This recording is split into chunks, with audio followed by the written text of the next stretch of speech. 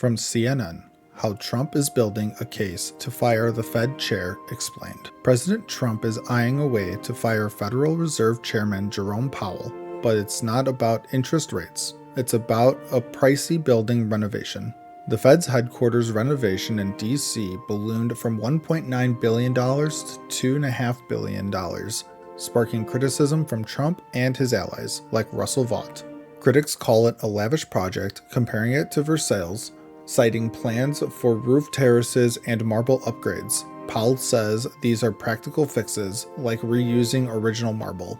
Trump, who nominated Powell in 2017, now uses the cost overruns to question his leadership, despite Powell's call for an inspector general review.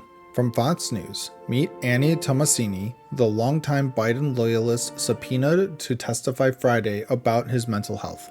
Annie Tomasini, a longtime Biden aide, faces a House Oversight Committee subpoena to testify about the former president's cognitive health and possible misuse of an autopen.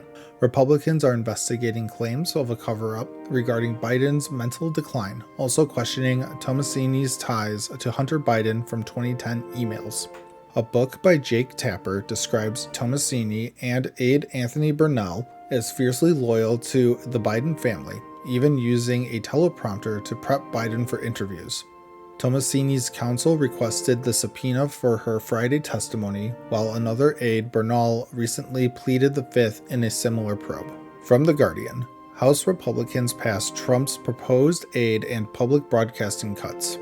House Republicans passed a $9 billion funding cut proposed by Trump targeting foreign aid and public broadcasting like NPR and PBS.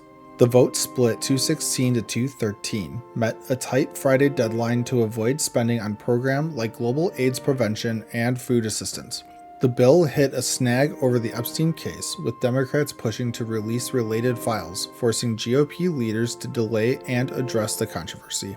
While some cuts were softened in the Senate, the bill now heads to Trump's desk, impacting programs like Corporation for Public Broadcasting. From USA Today, Trump bows to Epstein critics clamoring for more records. Will it calm MAGA's fury? President Trump is under pressure to release more Jeffrey Epstein case records, prompting him to ask Attorney General Pam Bondi for grand jury testimony. The Justice Department says no client list exists, but Trump's base and critics like Rep. Thomas Massie demand all files be made public. A bipartisan bill by Massie and Rep. Ro Khanna pushes for full disclosure, but some say grand jury records won't reveal the full story. Trump's move follows backlash from MAGA supporters and a lewd letter he reportedly wrote to Epstein, fueling calls for transparency. From Newsweek, FBI responds to explosion at LA Sheriff training site.